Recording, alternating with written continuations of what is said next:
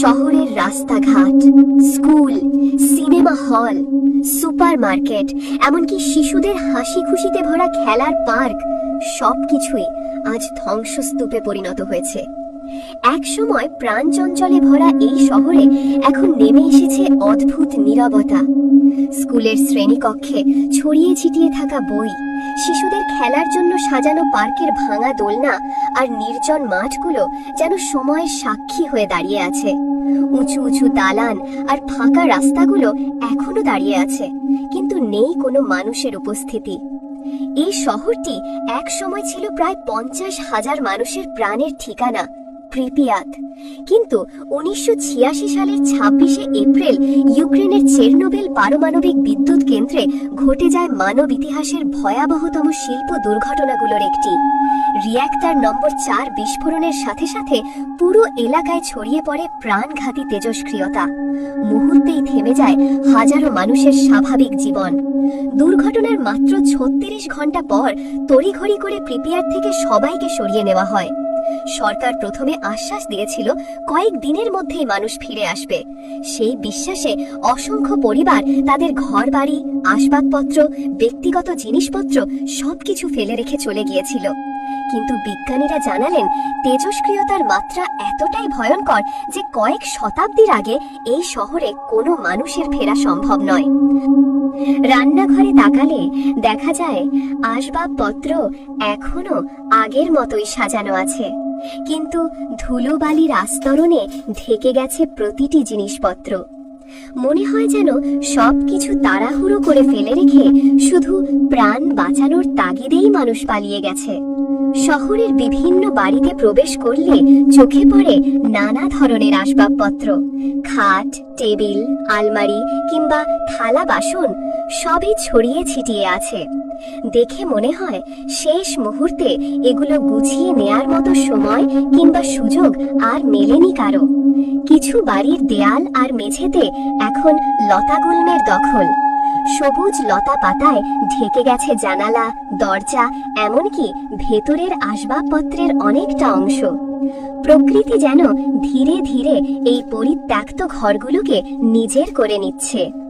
এই দৃশ্য শুধু এক নিঃশব্দ শহরের নয়, বরং মানুষের স্বপ্ন, ভালোবাসা আর অতীত জীবনের এক মর্মস্পর্শী স্মৃতি বহন করে।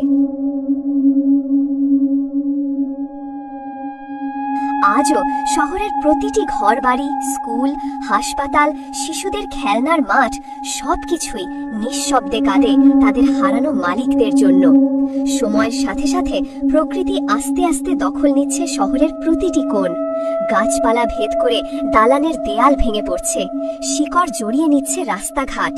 মাঝে মাঝে বন্য প্রাণী দেখা যায় এই নির্জন রাস্তায়, যেন তারা নিজেদের মতো করে প্রিপিয়াতকে নতুনভাবে গুছিয়ে নিচ্ছে। কিন্তু তবুও প্রিপিয়াত যেন একটি হাহাকার ভরা স্মৃতিস্তম্ভ, যেখানে প্রতিটি দেয়াল, প্রতিটি বস্তু, প্রতিটি ভাঙাচোরা আসবাবপত্র এখনো মানুষের পদচিহ্ন খুঁজে ফেরে। সময় থেমে আছে সেই 1986 সালের এপ্রিলের রাতেই, আর প্রিপিয়াত চিরকাল থেকে যাবে এক মৃত শহর হিসেবে, যা আমাদের মনে করিয়ে দেয় প্রযুক্তির ভয়াবহতার সাথে মানুষের অসহায়ত্বের ইতিহাস। শহরের ঘরবাড়ির ভেতরের দৃশ্য যেমন ভুতুড়ে, তেমনি আশেপাশের পরিবেশও আজ অচেনা রূপ নিয়েছে। এক সময় যেখানে মানুষের ভিড় আর কোলাহলে মুখর ছিল রাস্তাঘাট, আজ সেখানে শুধু নীরবতা আর নিস্তব্ধতার ছায়া। ভাঙাচোরা রাস্তার ফাটলের ভেতর দিয়ে ঘাস আর ছোট ছোট গাছ গজিয়ে উঠেছে। পাকা রাস্তাগুলো আস্তে আস্তে সবুজে ঢাকা পড়ছে। বহুতল ভবনগুলো এখন পরিত্যক্ত। কোথাও দেয়াল ভেঙে পড়েছে, কোথাও জানালার কাঁচ চূর্ণ বিচূর্ণ হয়ে গেছে। এক সময়কার বাজার, সিনেমা হল, সুপারমার্কেট সবই অন্ধকারে ডুবে আছে। দোকানের শোকেসগুলোতেও এখনো কিছু জিনিসপত্র ছড়িয়ে ছিটিয়ে রয়েছে, তবে সেগুলো আজ ধুলোবালির স্তরে হারিয়ে গেছে। শহরের শিশুদের খেলার পার্কগুলোতেও আর হাসির শব্দ নেই, কেবল মরিচা ধরা দোলনা আর ভাঙা স্লাইড দাঁড়িয়ে আছে নিস্তব্ধতার সাক্ষী হয়ে। ট্রেন স্টেশনগুলো ফাঁকা, রেল লাইন মরিচা পড়ে লালচে রং ধারণ করেছে।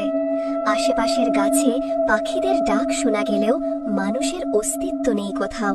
প্রকৃতি ধীরে ধীরে নিজের নিয়মে সবকিছু ফিরিয়ে নিচ্ছে। লতাপাতায় ঢাকা পড়ছে ভবনের দেয়াল, ভাঙা জানালার ফাঁক গলে গাছের ডালপালা ঘরে প্রবেশ করছে।